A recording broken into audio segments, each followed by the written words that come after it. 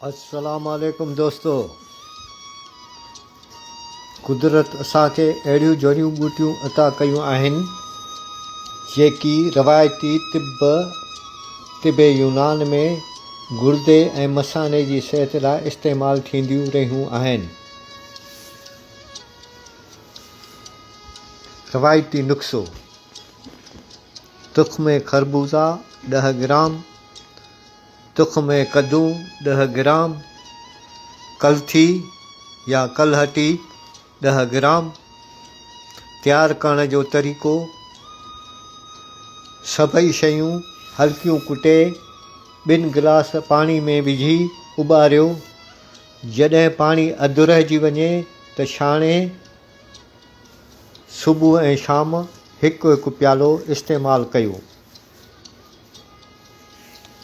फ़ाइदा: पेशाब जी रवानी बहितर करण में मददगार आहे, गुर्दे ऐं मसाने जी सफ़ाई में सहायता, नंढनि पथरनि जे कुदरती निकिरण में मददगार थी सघे थी,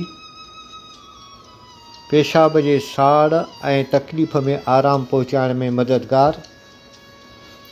सिहत लाइ अहम सलाहूं: रोज़ानो मुनासिब मिक़दार में साफ़ पाणी पीओ।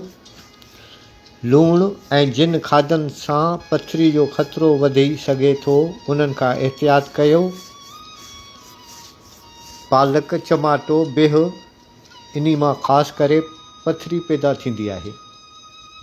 हल्की वर्जिश कयो।